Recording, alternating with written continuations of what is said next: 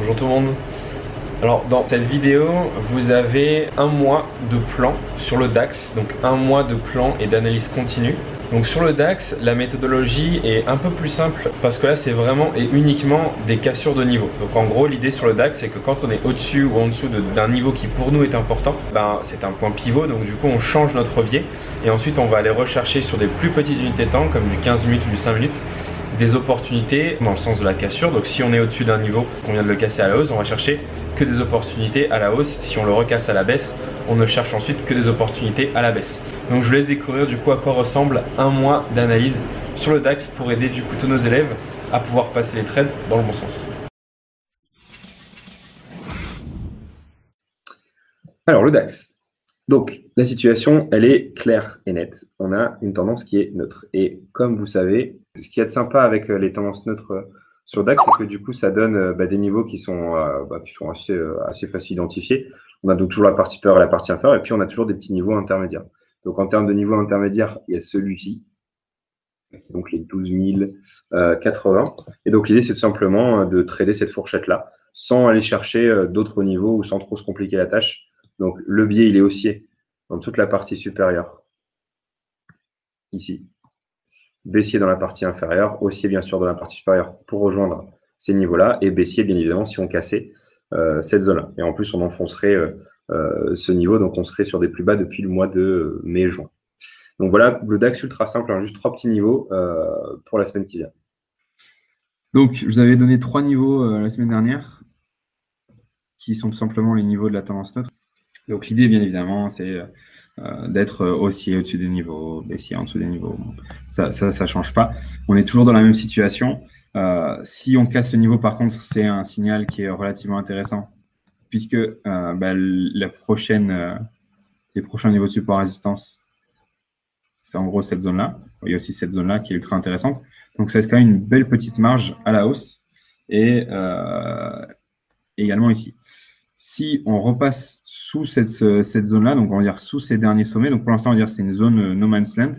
Si on passe sous ce niveau-là, par contre, il y a toute cette hausse qui a à recorriger. Donc, en gros, la semaine prochaine, la seule chose qui est intéressante, c'est de surveiller du coup la sortie par le bas de cette zone-là pour recorriger un peu tout ça. Sinon, du coup, la sortie par le haut pour aller viser du coup cette zone-là. Donc voilà pour DAX. Bon, le DAX, c'est dommage, il a cassé à la hausse. Alors, c'est dommage parce que, pour ceux qui savent, j'aime pas vraiment les marchés haussiers quand ça concerne les indices. Parce que c'est plus facile un marché qui descend. Que quand un marché descend, c'est souvent entraîné par la foule. Et du coup, c'est souvent des baisses qui sont vachement intéressantes et faciles à trader. Et dans un marché en tendance neutre, il y a des niveaux de partout. Et comme vous savez, sur le DAX, les niveaux sont quand même assez respectés. Et c'est plus facile, hein, du coup. Donc, voilà. Donc là, on est dans une tendance qui est haussière. Donc, l'idée de la semaine dernière, c'était donc de vendre là-dessous, d'acheter au-dessus, etc., etc. Bon, là, ça a cassé énormément. Donc, on n'a pas de niveau en cas de cassure. Donc, bon, bien évidemment, l'idée, c'est de prendre ce niveau qui est là. Donc là, on est en plein dessus. Donc là, c'est super parce que la prochaine zone ultra importante et ultra intéressante, c'est cette zone-là, la zone des 12 646, ce qui signifie qu'il y a une superbe zone de jeu, parce que là, on est en train de s'enfermer. Donc, qui dit s'enfermer, dit que ça va forcément péter à un moment donné. Et donc, il y a toute cette zone-là à acheter, il y a toute cette zone-là à vendre. Alors, il y a juste peut-être 2 petits niveaux qui pourraient… bon, ce niveau, c'est celui-ci, donc c'est bon. Il y a juste peut-être ce petit niveau qui serait un peu chiant. Mais une fois que ce niveau est affranchi, ça, c'est vente, mais à fond sans trop se poser de questions. Et ça, bien sûr, c'est achat à fond sans trop se poser de questions. Donc, le DAX, si il respecte un de ces 2 scénarios, sera ultra facile à trader la semaine prochaine.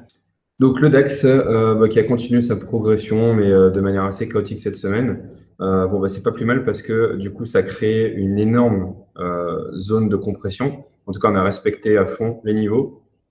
N'oubliez pas, c'est le hasard hein, que c'est touché les niveaux comme ça. Chaque fois que je trace un niveau, c'est plutôt cette zone-là, cette zone-là, cette zone-là.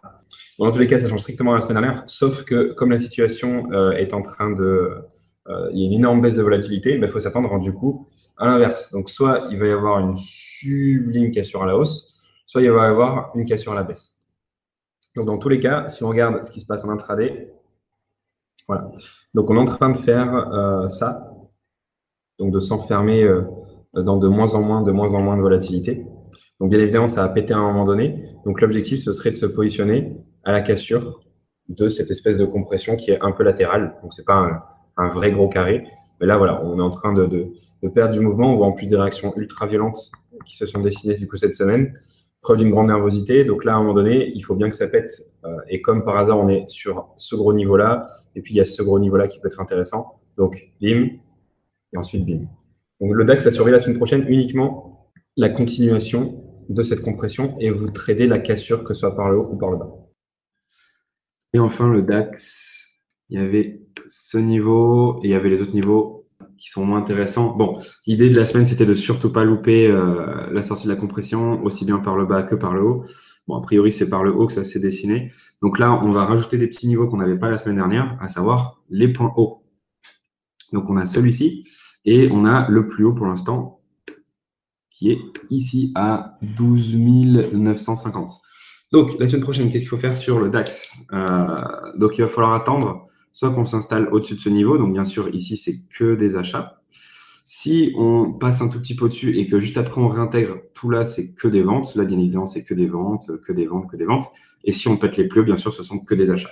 Donc, c'est juste ce niveau en plus à rajouter par rapport à la semaine, pardon, les deux niveaux ici à rajouter par rapport à la semaine dernière. Donc, voilà pour cette semaine.